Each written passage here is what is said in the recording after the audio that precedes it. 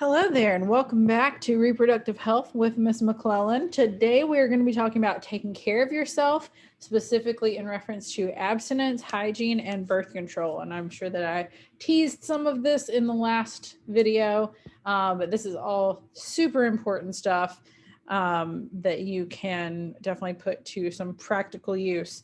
The first one with reproduction, obviously, all of that stuff is really, really important, but probably not that many times in your life are you going to be asked, what does the what's one part? What does the seminal vesicle do? You're probably not going to be asked that, but all of this stuff is going to be very practical, very tangible information and advice. So first of all, let's talk about what abstinence is. And I know I mentioned this in the last video as well, but this is very important. Abstinence is defined as choosing not to engage in sexual intercourse. And when we talk about intercourse, we could be talking about vaginal intercourse, which is what most people usually think of, penis in vagina, oral or anal sex. All of that can be considered intercourse. So if you're choosing not to do any of that stuff, then you're choosing to remain abstinent. So why might a teen or anybody want to choose abstinence? Well, if you were in front of me, I'd take some answers, but as it is, we're just going to go through a few. Abstinence is the only, look, all caps, very important, the only 100% effective way to prevent pregnancy, HIV, sexually transmitted diseases, and other reproductive issues that could arise as a result of sex. Is it the only way to prevent pregnancy and all these other things at all? No, we're going to talk about the other ones, but it's the only 100% effective way. So some other reasons for choosing abstinence is that a lot of people believe sex should be reserved for marriage, either because of their religious or their personal and moral beliefs. And if that's what you believe, then that is completely fine. No one is here to judge anybody else's beliefs. A lot of people believe that. Another reason that you might want to choose abstinence is because you don't want a sexual relationship to be a distraction while you're focusing on school or college or a career. You might just say, this is not a priority right now. I don't want it to distract me or confuse me or mess with my emotions because I have different priorities. Totally fine. You want to be confident that you're choosing to have sex with someone you know and trust to be respectful of your body and your emotions. And so if you don't have that person, you might choose to just completely abstain, which is the verb form of abstinence, until you find that person. And then another very, very common reason is that you just don't feel ready yet. And that's totally fine. You can have any number of your own personal reasons for not being ready yet. And some of them might fall into the above reasons and some of them might not. The important thing to remember is that you are the one who has to decide what's right for you.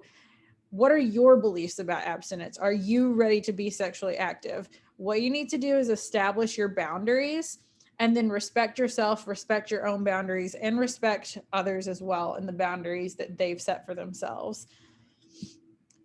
There's a lot of sexual pressure, obviously, in the world, and especially at the age you guys are at. And because of that, a lot of teens choose to have sex for the wrong reasons. I kind of hate the word teens. Like, I just never refer to people as teens. Young people, teenagers. The most common reasons that people choose to have sex for the wrong reasons is that they think their partner will love them more if they do it. They think their partner won't wait for them if they ask their partner to wait because they're just not ready yet. They're afraid that their partner will say no and move on. Or because, and this is a big one, they think that everybody else is doing it. And just so you know, this little GIF at the bottom is actually in reference to Romeo and Juliet. You love him, you met him Sunday, it's barely Thursday morning. Slow down, crazy, slow down. It's very funny. It's from a video. So we need to figure out how to handle these common pressure lines, things that people say in order to get somebody to have sex when they're not ready. If you loved me, you'd have sex with me. Everybody's doing it. If you won't have sex with me, I won't see you anymore. If you get pregnant, I'll marry you. At 16, no thank you. Don't you want to try it? We're going to get married someday anyway. No one will find out. But you've had sex before. And I'm just going to kind of go through these quickly and if we were together, I would ask for suggestions of things that you might say in reference to these pressure lines, but just kind of like give you some ideas for how to deal with this. And obviously use your best judgment. The lines I'm about to say are not like hard and fast rules, but just things that you might want to say if you're in these situations. So for instance, if someone says, if you love me, you'd have sex with me, a great comeback to that is, if you loved me, you wouldn't pressure me into doing something that I don't want to do right now. Everybody's doing it. Well, some facts would help you and be on your side in that case, because everybody is not doing it. A lot more people think that a lot more people are doing it than actually are at your age. If you won't have sex with me, I won't see you anymore. Well, if you're going to pressure me into doing something and not respect my boundaries, then you're probably not the kind of person that I want to continue seeing anyway. I know that that's like easier said than done. If you really care about somebody and you don't want them to break up with you or something, I recognize that that can be a very powerful force to sway you in one direction. But that's why you need to establish and set your boundaries very clearly and very early in a relationship. If you get pregnant, I'll marry you. Like I said, at your age, that's an insane thing to say. But also, like, you're assuming a lot of things. Who said I want to marry you? You're putting a lot of collateral on my plate here. That's not what I signed up for. Don't you want to try it? Well, sure, sometime, but not right now. We're going to get married someday anyway, so we might as well have sex now. That's like such a slippery slope argument, that we're going to get married someday anyway. You don't know that. I mean, and especially at y'all's age, you have so much time before you have to really think about that. So it's not necessary to kind of go down that path. No one will find out. I'd be like, they better not. They're not going to hear about it from me. But you know what's a 100% foolproof way to find out, that to ensure that nobody finds out? Not doing it in the first place. Then you don't have anything to talk about. And then this one is one that I wanted to specifically mention and draw attention to, because sometimes you might choose not to have sex even though you have done it before. And a pressure line that you could get in that situation is, but you've had sex before, so what's the big deal? It doesn't matter. If you don't want to do it now for whatever reason, you don't want to do it now. And nobody should pressure you into that. Just because you've done it before doesn't mean you necessarily want to do it again. So a few tips for handling sexual pressure. Like I said, set your own boundaries and take control. Know what your boundaries are and share them with your partner, especially when you're getting to a point in the relationship where it's looking like sex might be a consideration. You want to go ahead and be upfront about it and make sure that each other knows what your boundaries are. Avoid drugs and alcohol, obviously, especially right now because you're all underage. But avoid drugs and alcohol and partners who use them in situations where it'd be easy to compromise the boundaries that you set for yourself. It's common knowledge that people do things they regret when they're under the influence of drugs or alcohol, and sometimes making sexual decisions that you wouldn't make when sober are those decisions. Don't date somebody who doesn't respect your boundaries. That sounds like a no-brainer, but it's not always. And sometimes you don't realize that somebody doesn't respect your boundaries, but pay attention when you feel like something is a red flag. It probably is. And remember, it is never too late to say stop. Even if you're in the middle of something you thought you'd be okay with, you always have the right to change your mind. And that feels kind of counterintuitive sometimes. Like, well, I did this much. I led this person to think that we were going to do something. Doesn't matter. If you're not comfortable, you say stop. Don't be afraid to be assertive if your personal limits are challenged. And that goes for guys and girls. A lot of times we kind of think about guys pressuring girls into doing stuff, but that's not always the situation. Sometimes girls pressure guys into doing things that they don't want to do. And this is just when we're talking about heterosexual relationships, obviously, but whoever you are, whether you're a guy or a girl, and whether you date guys or girls, don't let somebody challenge your personal limits. You have to be in charge of what you do and the boundaries that you set.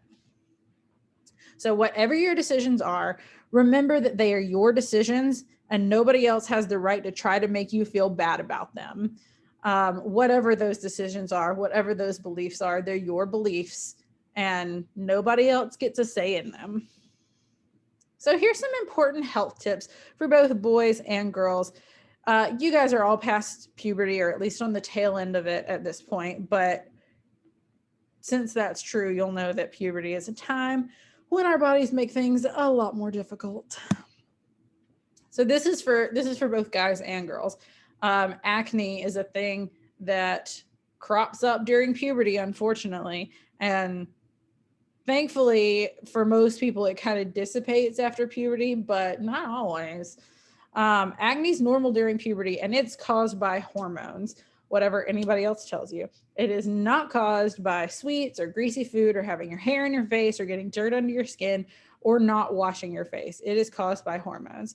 Washing your face regularly with soap and water will help to an extent, but it won't prevent acne.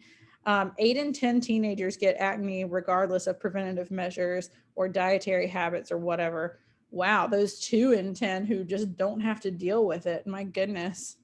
What must it feel like to be God's favorite? And some prescription medications can be used to relieve severe cases of acne, either prescription pills that you take or like prescription creams that you put on your skin. And sometimes they do have pretty severe side effects, like really drying out your skin and dehydrating you. And there's some that, like, if you're taking them, you're really not supposed to get pregnant on. So like be extra careful because you could have like a fish baby or something. But there are medications to help you. More important tips for boys and girls: shower daily, especially during the height of puberty. I can't emphasize this enough. Your sweat glands are working overtime and they produce a lot of smell, and you might not be aware of it. You can't always smell yourself. Think about when you are around like an old man who wears a lot of cologne and you're like, why did he bathe in cologne this morning? But like, he can't smell it on himself. He doesn't know how strong it is.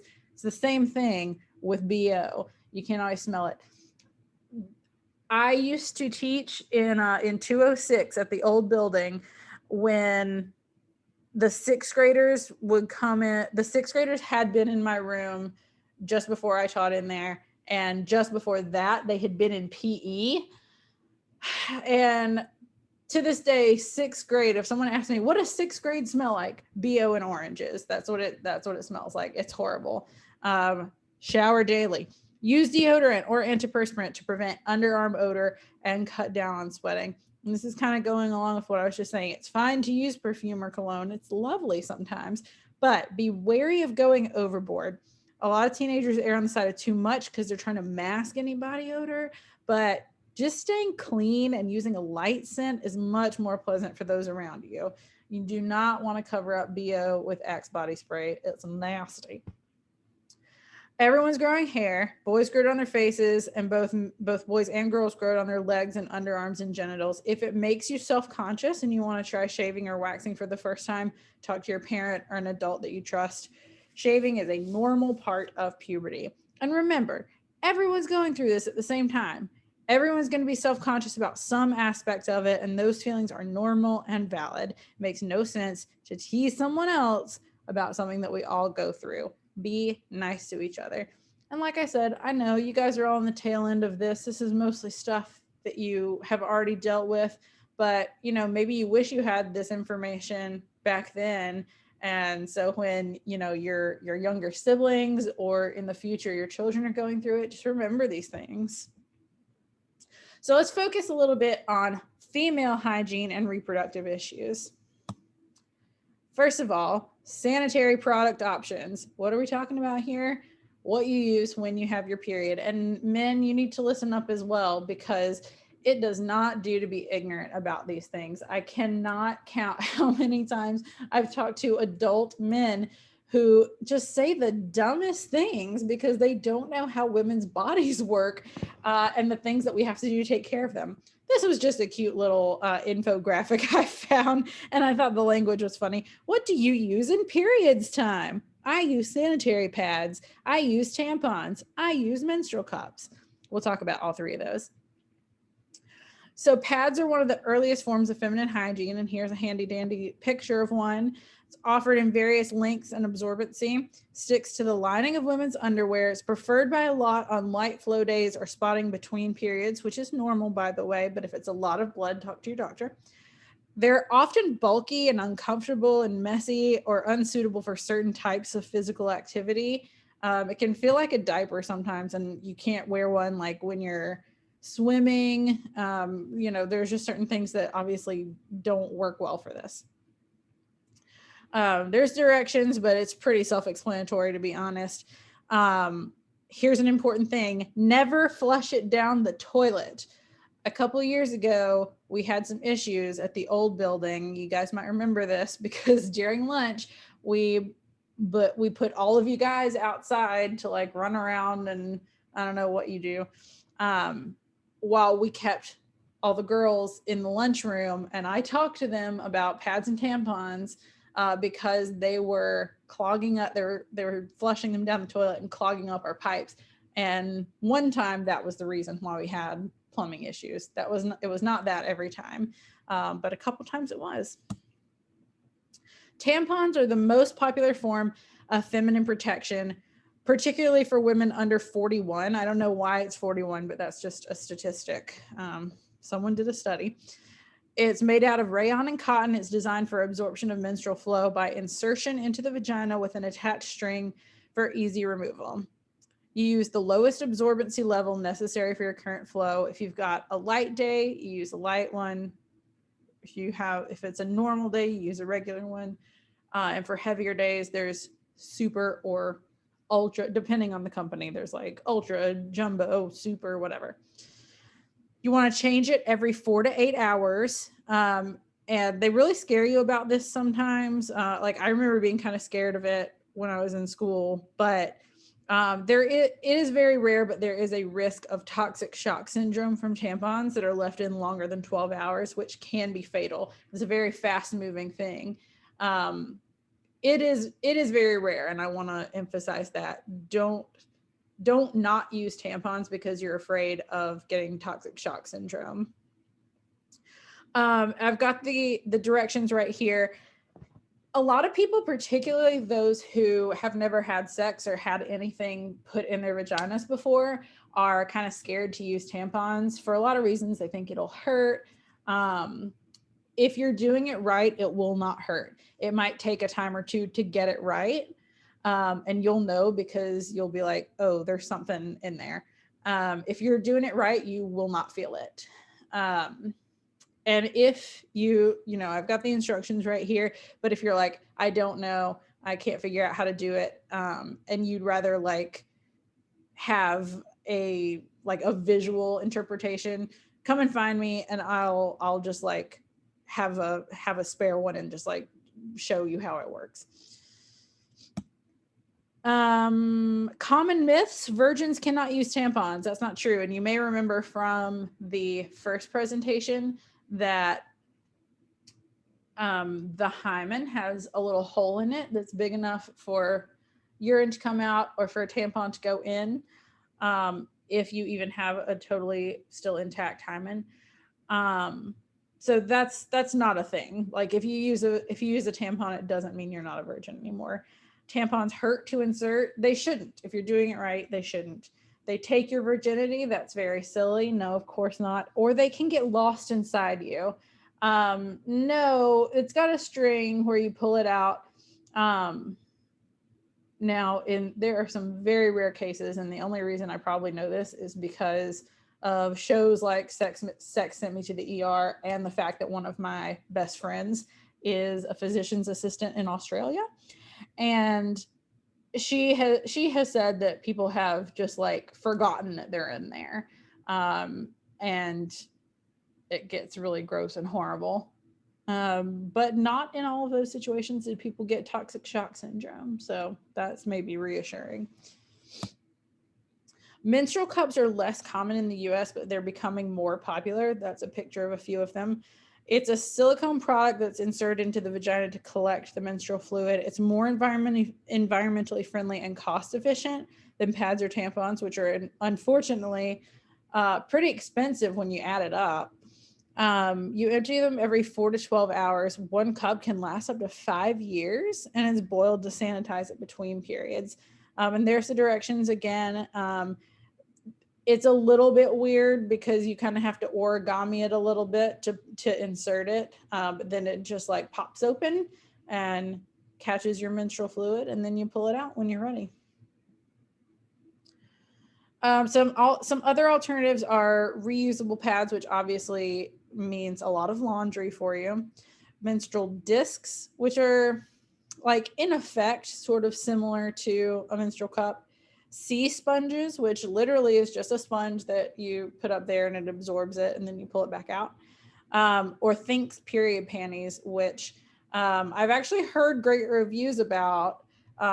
They're just like underwear that you put on and it catches your menstrual fluid and it just absorbs it. You don't have to wear like a pad or a tampon in addition to it. So here's a very important thing. Visiting your gynecologist, OBGYN. All girls should first visit a gynecologist if they are planning to become sexually active or if they're having some kind of problems with their menstrual cycle. Doctors recommend annual screenings for cervical cancer to begin at age 21. So that's definitely important and something that you want to do every year. You guys have got a couple of years before that becomes like super important, but if you are sexually active or if you're having problems with your menstrual cycle, then you would want to see an OBGYN. And in Charleston, I can recommend a really good one to you. The things that the OBGYN will do: perform a pap smear, which is where they scrape the inside of the cervix for a cell sample. Perform a pelvic exam, which is where they feel with their fingers inside and outside of reproductive organs to check for abnormalities.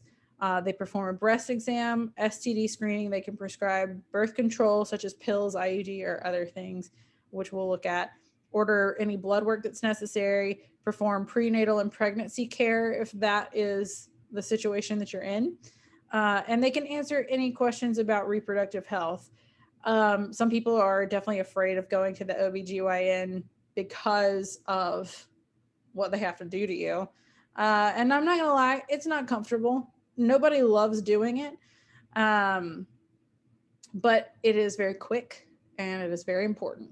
So it doesn't hurt, by the way. It's just not comfortable. Some helpful hints for women. Symptoms to watch out for. If any of these things are going on, you want to talk to a doctor about it. If your periods are very painful, and I'm not just talking about like normal cramping, like if it's really, really painful, talk to your doctor about it. If you're not having a period, that's something to see a doctor about. If there's pain during sex, and yes, there will probably be some pain the first time or a couple of times, but if it's excruciating, that's something to see your doctor about. Irregular periods, very heavy periods. Obviously, some days are heavier than others, but you're all old enough to know that like if it is very heavy and like abnormally heavy. Abnormal vaginal bleeding, like between periods, or nipple discharge. And you want to give yourself a monthly breast exam. And here's a helpful little infographic at the top about how to do that. Some people ask about douching. And yes, I know that that is a word that we use as a derogatory term when somebody is an idiot or a jerk. But what it actually is like a product used to clean out the vagina, but it's not good.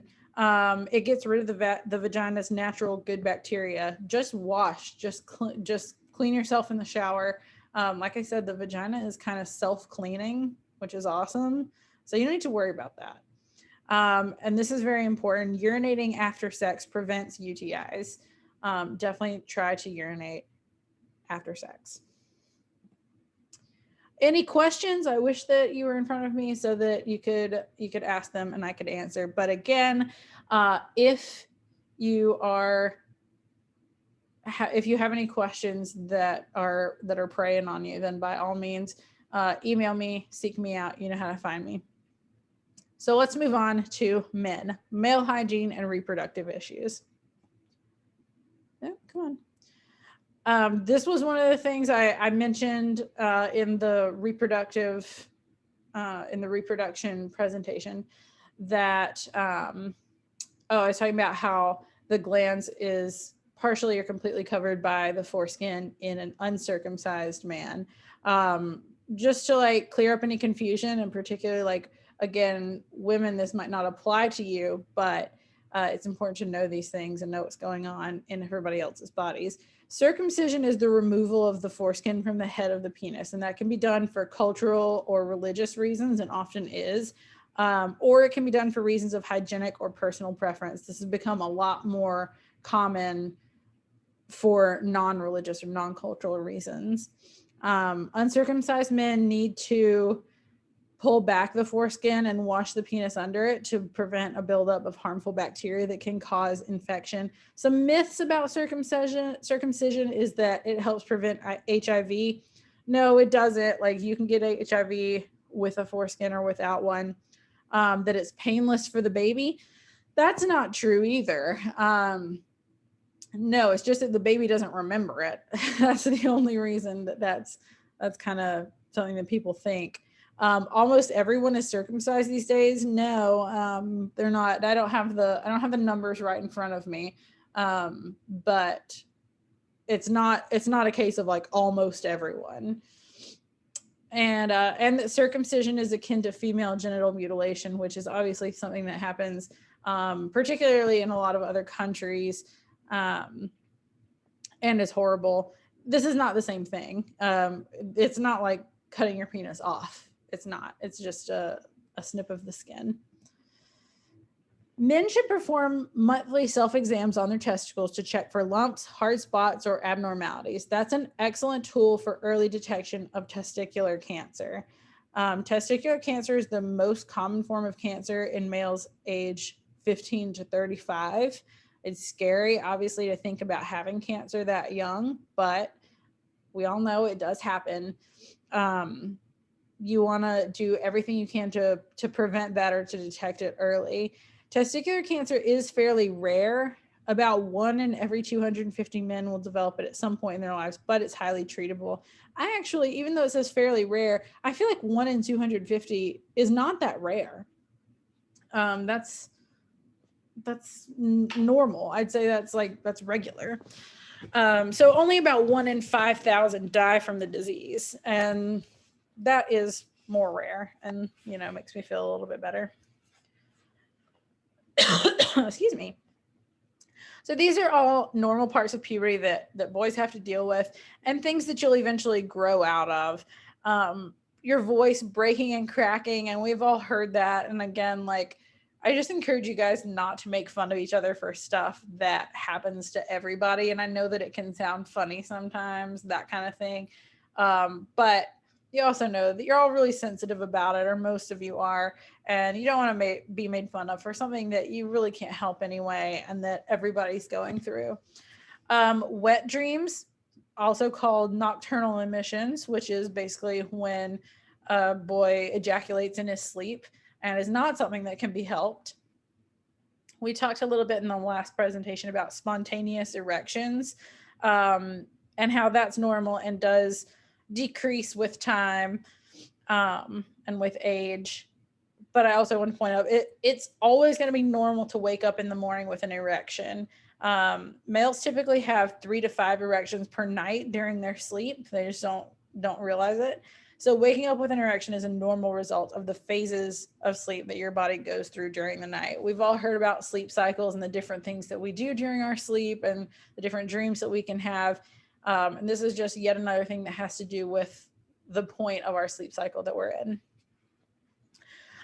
It's normal for your breasts to grow some. This doesn't mean that you're getting what we call man boobs. That's the social term for it. I don't think there is actually a medical term for that. But it is normal for your breast to grow some. Most of you is growing some. And it's also normal for one testicle to become bigger or to hang lower than the other. Bodies are not symmetrical. Very rarely are bodies symmetrical. So this is not something to be super alarmed about. Any questions about any of that? Again, email me, find me at school. Always here to answer your questions. Now we're going to move on to methods of contraception. 9 o'clock. Thank you. Which help to prevent births and deaths and STDs. All things we want to prevent. So if you look here, and I'm going to go through some of these things, if you'll notice at the top, abstinence is the only one that's 100% effective. You've got another few that are very effective. Birth control pill is 91 to 99% effective, and that range just depends on proper use, like not missing pills, taking them at the same time every day, that kind of thing. Implants, which I'll show you what that is in a minute, that it's not as scary as it sounds.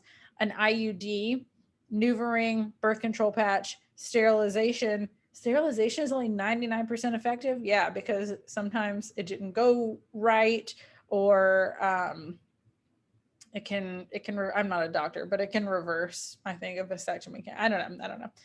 But it's not perfect. Condoms, if you see, only 86% effective. And everything under that, even less. So we're going to talk about them a little bit more in details. The birth control pill is daily medicine with hormones for women. And you take 3 weeks of active pills. That's the blue pills in this picture. And then 1 week of placebo pills. That's the white pills. It's safe, it's affordable, it's effective if you take it at the same time every day. Actually, most people can get it for free, but you do have to have a prescription from your doctor. The way it works is that it stops ovulation, so there's no egg for the sperm to fertilize. And this sounds gross, but it thickens the mucus on the cervix to block sperm from swimming to the egg. It is safe for most people, though some people with certain conditions like migraine with aura, breast cancer, diabetes, heart disease, high blood pressure, that kind of thing, should use alternative contraception. And I can speak from experience on this one, and I don't mind sharing it with you guys. I take the birth control pill, and I mentioned this before in the last presentation, not for contraception. A lot of people don't use it for contraception, but to regulate my cycle. I actually have an ovarian condition that makes my cycle very irregular to non-existent, and this really helps to regulate it. But I also have migraines. And so when I'm on that week of the placebo pills, because I've been feeding my body estrogen for 3 weeks and then suddenly taking away, that causes a really, really horrible migraine. And that's why I have to have all these other different medications to help me with migraines. But just kind of pointing that out because a lot of people do suffer with migraines, and that's obviously a thing that's kind of close to my heart and something that I have a lot of concern for. So just to kind of throw that out there, the pill has some negative effects for a lot of people, and actually it's got a lot of other negative effects as well. It can cause you to gain weight. It can really decrease your mood or cause you to be really irritable. There are a lot of reasons that a lot of women don't like it. It can affect your weight or your skin or your mood. Also, it's not the only thing you want to use if you're having sex with multiple partners or someone that you don't know very well, because it doesn't offer any protection against STDs. A very similar thing is the implant. This is what I was talking about. And it's like a little thing that goes in your arm, like in this picture. And a lot of women are getting this these days. It's a thin rod about the size of a matchstick that's implanted into your upper arm by a doctor that releases hormones into your body that prevent you from getting pregnant. It protects for up to 5 years, which is pretty cool. You don't have to do anything else for 5 years. You don't have to worry about taking a pill every day. It's the same effect as birth control pills, meaning it stops ovulation and thickens mucus on the cervix to block sperm from swimming to the egg. If you change your mind, if you don't like it for whatever reason, the doctor can easily remove it. Again, this doesn't have any protection against STDs. However, it can help cut down on menstrual cramps and make your period lighter.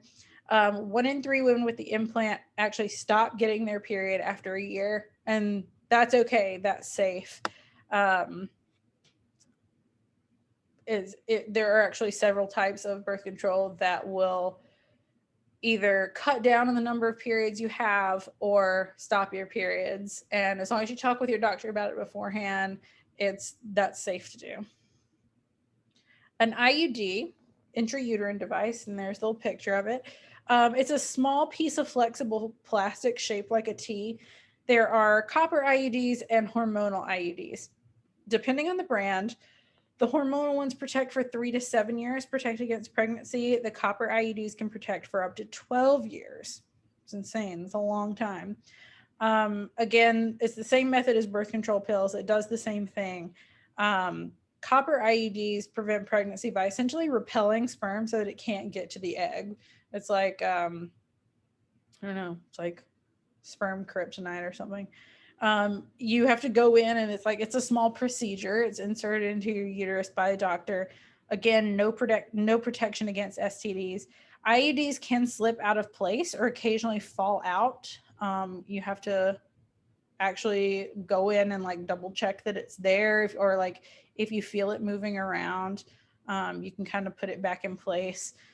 Hormonal IUDs can make periods less crampy and lighter, while copper IUDs can make them more painful and heavier for a while. The copper IUD can be used as emergency contraception, which meaning like I had unprotected sex and now I'm worried that I'm pregnant.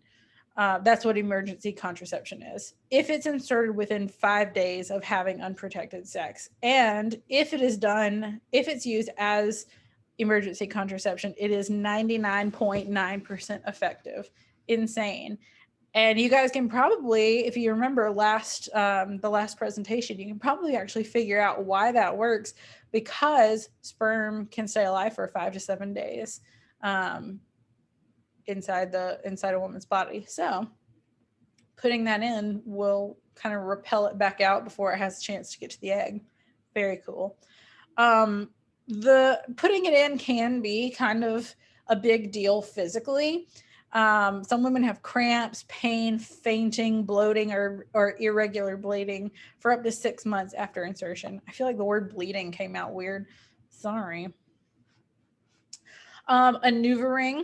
This is another method of contraception. We're going to get into, so those are all like I feel like kind of the bigger ones, and we'll talk about condoms in a minute. That's obviously the other big one. But NuvaRings are like a small flexible ring that's worn inside the vagina that releases hormones into the body. It prevents pregnancy the same way that the birth control pill does. Most of these do. You change it once a month. You do have to have a prescription. Certain medications make it less effective. That's actually true for the pill too. I didn't include that, and I should have. You can choose whether to have your period on the NuvaRing. That's actually also the same thing for a pill. To have it, you wear the ring for 3 weeks and then take 1 week off before inserting a new one. If you want to skip your period, you change your ring every 4 weeks. That's wrong, actually. You change your ring every 3 weeks. I'm gonna have to fix that. That's actually the same thing for the pill too. If you don't take the placebo week, and you just consistently take the active pills, with most people that'll have you skip your period or stop it if you're doing that for a long time. But sometimes your body just has a difficulty adjusting, and you won't know when you're going to start bleeding. That's really inconvenient.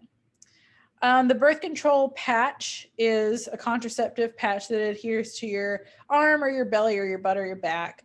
You could wear a new one each week for 3 weeks and then take a week off, just like pills or the NuvaRing. We did talk about getting your tubes tied, and I'm not going to go back through all of that, but it can be possible to reverse the procedure or become pregnant via in vitro fertilization. But that can be expensive, and it's also, neither one is guaranteed to result in pregnancy. And there's also a risk of ectopic pregnancy, which is when the sperm fertilizes the egg in the fallopian tube and the baby starts growing there, that's not a viable pregnancy. Like, you can't carry a baby to term in your fallopian tube. That's a real problem. Ectopic pregnancy is a real problem. And then vasectomy as well, we talked about in the last one.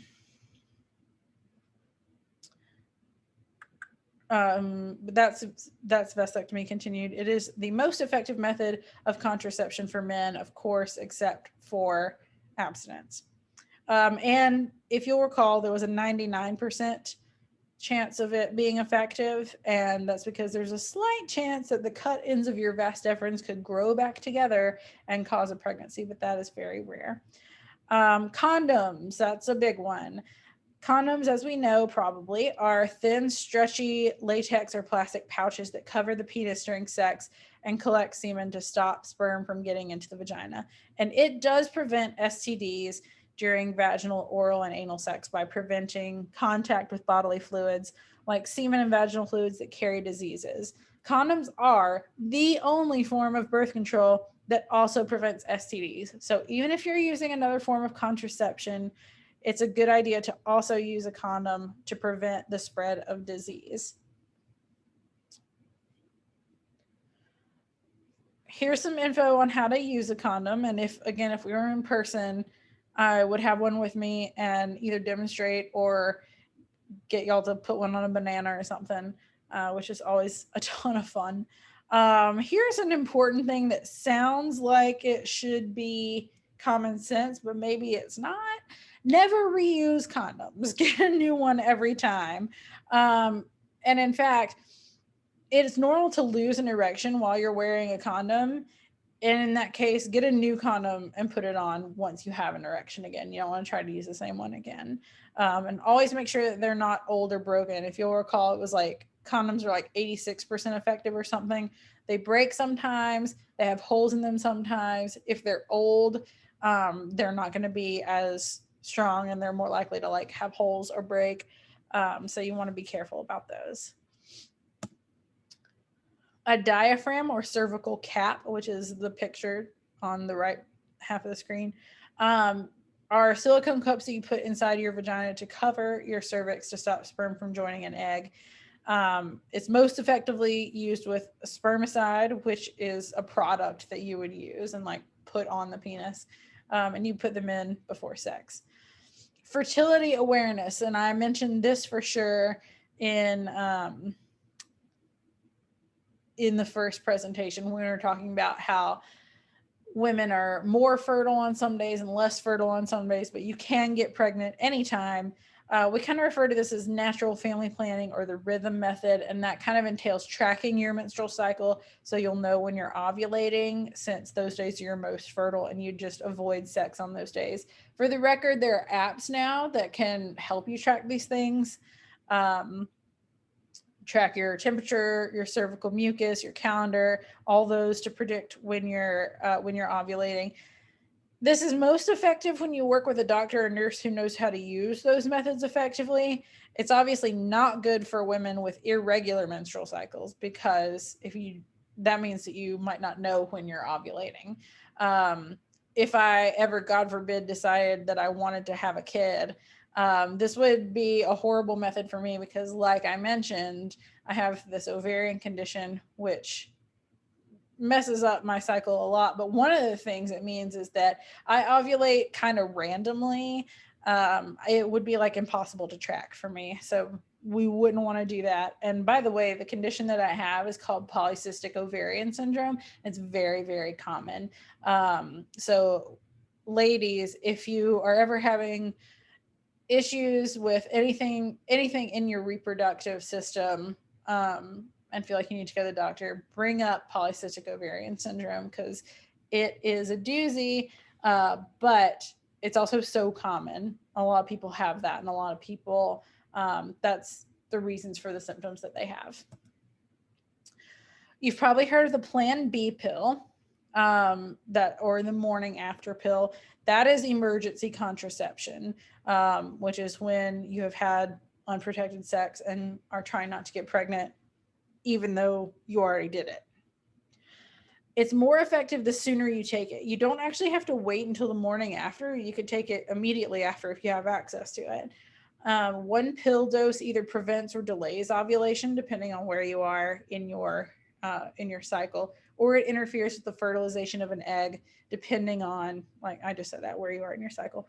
It does not stop development of a fetus once the fertilized egg has already implanted in the uterus. So it will not work if you are already pregnant when you take it.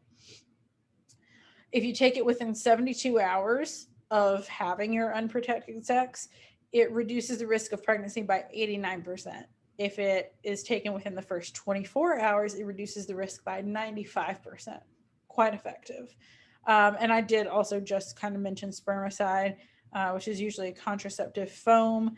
You can put it in your vagina to prevent pregnancy by blocking the sperm's entrance to the egg and stopping sperm from moving well enough to swim to the egg.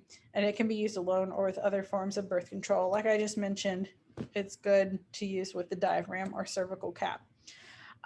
There is such a thing as an internal or female condom. I don't know why anyone would ever use them when normal condoms exist, but they are a thing. You put them inside the vagina or anus to prevent sperm from reaching an egg. Do not use an internal condom with a regular condom. Not a good idea. And also, God, it's just got to be like two balloons rubbing against each other, you know, it's not pleasant. And then you have withdrawal, aka the pull-out method, which involves pulling the penis out of the vagina before ejaculation in order to prevent semen from getting inside the vagina. That's not a good method. It's not very effective. It takes a lot of self-control and practice for this to be effective. So it's important to use other forms of birth control with it. So here's some last tips for everyone. I know this has been a long video. Always be safe. Contraception is not just about preventing unwanted pregnancy, but also about preventing the spread of STDs, which can be harmful or even fatal if untreated. Particularly if you're having sex with someone you don't know well, cover all your bases when it comes to protection. Remember, condoms are the only form of contraception that protects against STDs aside from abstinence. And I just wanted to point out, some people have asked, like, isn't South Carolina an abstinence only state? And that's not really a thing. Abstinence only education is, I think, individual schools can choose to do that. But we're kind of promoting an abstinence forward type of education, meaning abstinence 100% is the only foolproof way to not get pregnant, not get an STD. But here are all these other methods as well that you need to know about in the world. So get regular STD screenings if you are sexually active, and make sure your partners get them too. Don't just rely on your partner to provide contraception. Make sure you're taking care of things for yourself. I feel like particularly in movies and TV, people are like, oh, guys just carry around condoms in their wallets. Don't rely on that happening, because that is actually just like movies and TV. That's not necessarily real life. And anyway, you don't want to rely on somebody else. You want to make sure that you're being proactive too. Figure out what form of birth control works best for you, whether for health reasons or personal preference. When you enter into a sexual relationship, communicate that to your partner. And maybe most importantly, always protect and respect your own body, respect others' bodies, and insist that others respect yours. That is it for this one. I know this is a lot of information. Obviously this is something you can kind of go back through. I'll obviously attach or link to the presentation so you can go back and get a little bit more information or review some stuff. But I hope everybody has enjoyed this and gotten something out of it. And that is all. I'll see you next time when we talk about STDs, I think. Fun.